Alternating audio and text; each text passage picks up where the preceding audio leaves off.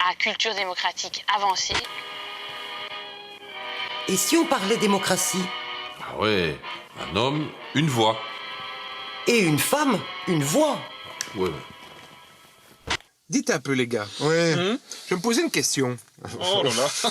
Écoutez bien, Ouais. dans la démocratie, Ouais. on a tous droit à une voix. Ouais, c'est ça, la démocratie. Ouais. ouais. On est bien d'accord. Ouais. Ah oui, mais les muets alors? Quoi, c'est ça ta question? Bah oui.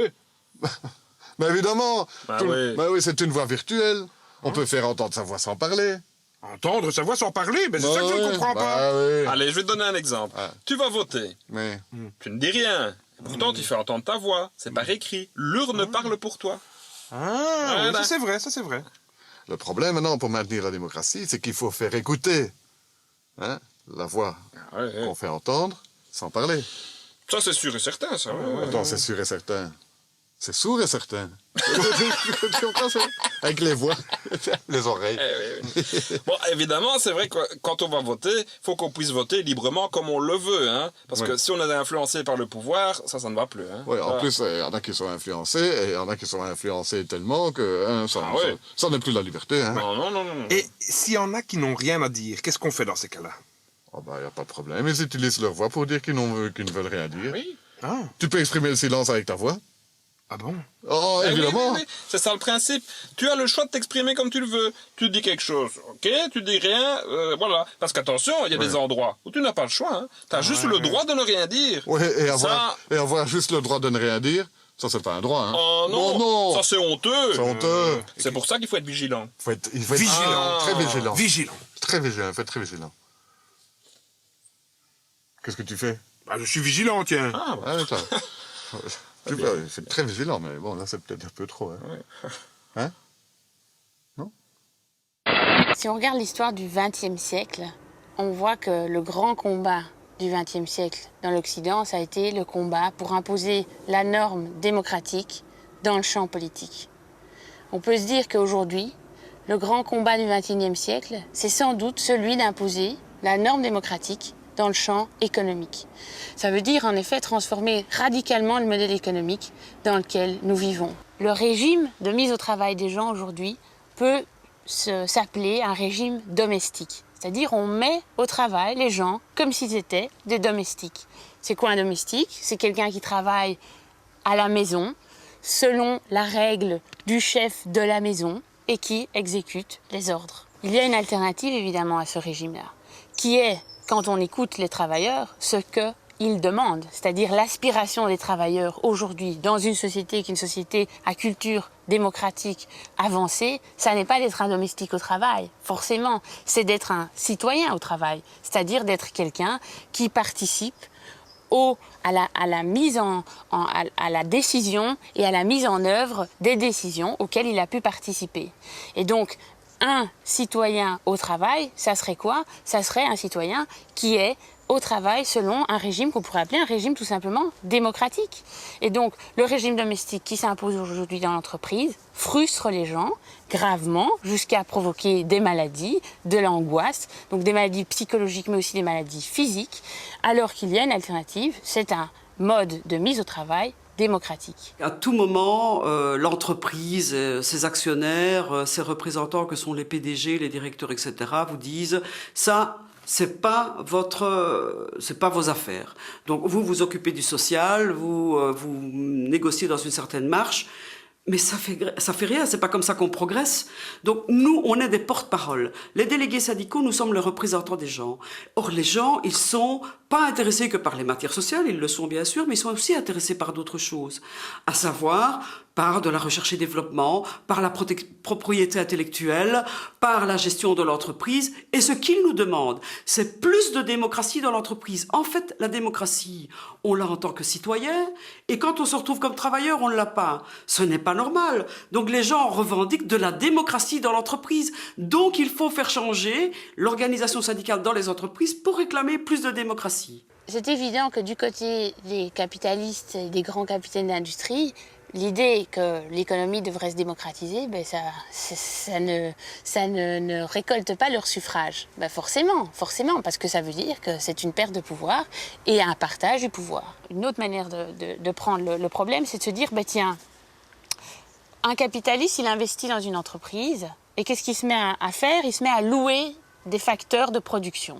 Il se met à louer un immeuble dans lequel il va s'installer et il se met à louer des travailleurs. Mais bon Dieu, pourquoi a-t-on décidé un jour d'accepter cette idée qu'un travailleur pouvait être un bien loué? C'est une vision de l'esprit, c'est quelque chose qui est devenu une norme culturelle, sociale, qui est devenue la loi, mais c'est simplement une convention. Et quand on écoute les travailleurs, on se rend bien compte qu'ils se satisfont pas du tout de cette situation. Ils sont mal quand ils sont traités comme des choses. Donc on pourrait en venir à se dire, mais tiens, au fond, les capitalistes, comme on les appelle, investissent du capital dans l'entreprise. Mais les humains, qu'est-ce qu'ils font? Ils investissent du travail, de la personne, du temps humain dans l'entreprise. Qu'est-ce que ça veut dire? Ça veut dire qu'au fond, une entreprise, c'est quoi? C'est pas seulement une institution qui est un lieu d'investissement des capitalistes uniquement, c'est plutôt une organisation qui est le lieu d'investissement des investisseurs en capital et des investisseurs en personnes, les gens qui travaillent dans l'entreprise. Donc en effet, on peut commencer à ouvrir toute une série de questions qu'on pensait ne plus jamais devoir regarder, qui est la question de la propriété de l'entreprise, qui est la question des rapports de pouvoir dans l'entreprise, qui est la question des institutions de gouvernance de l'entreprise. Qui décide dans l'entreprise? Est-ce que ce sont seulement les investisseurs en capital ou est-ce que ce sont les deux, les investisseurs en capital et en travail? Traditionnellement, on parle d'économie sociale de marché dans le sens où patrons et syndicats négocient des accords collectifs qui vont encadrer la libéralisation des marchés. Mais depuis une vingtaine d'années, le dialogue social est perturbé, rendu caduc par la montée en puissance des marchés financiers. La question de la puissance financière du capitalisme est évidemment une question majeure aujourd'hui et il est difficile de penser des alternatives au capitalisme ou à l'intérieur du capitalisme sans prendre bien le poids, en effet, qu'a aujourd'hui le monde de la finance, le fait que les entreprises sont cotées en bourse sur le devenir de nos entreprises, le devenir du capitalisme. Il est encore possible de créer un rapport de force dans les entreprises. Pour ça, il faut tenir des assemblées. Il faut connaître sa matière. Le délégué doit vraiment être motivé et certain de ce qu'il va dire, en être absolument convaincu. Parce que le discours libéral passe très facilement. Et nous devons aller à contre-courant de ce discours. Parce que pour nous, une des premières valeurs, c'est la solidarité. C'est de faire comprendre aux gens qu'il faut travailler, mais pas à n'importe quel prix. On doit gagner sa vie pour vivre décemment. Si on est malade, on doit avoir le droit d'être soigné. On doit avoir le droit de vivre décemment pendant toute sa vie et de pouvoir encore mourir même décemment. Je pense qu'il est important que tous nous prenions conscience que c'est en ayant en tête des alternatives qu'on pourra un jour faire en sorte que ces alternatives adviennent. Et donc là, il y a une dynamique intéressante qui est cette dialectique entre un état de la réalité qui est très défavorable aux travailleurs aujourd'hui, qui a peut-être jamais été aussi peu favorable aux travailleurs.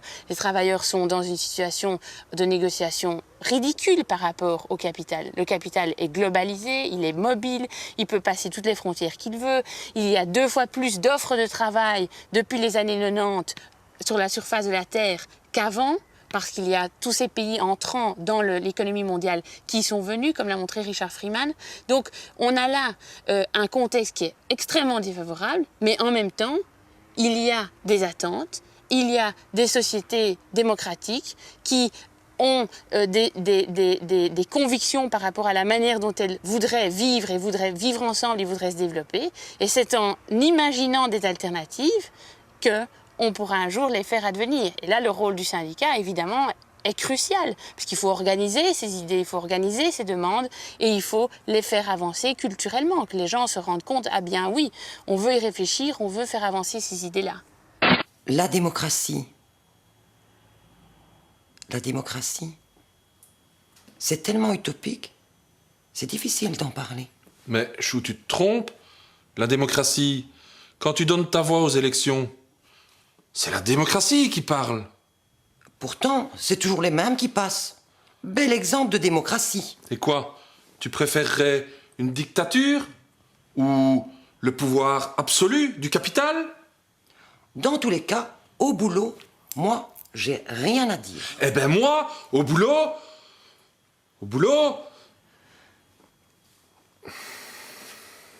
L'opinion.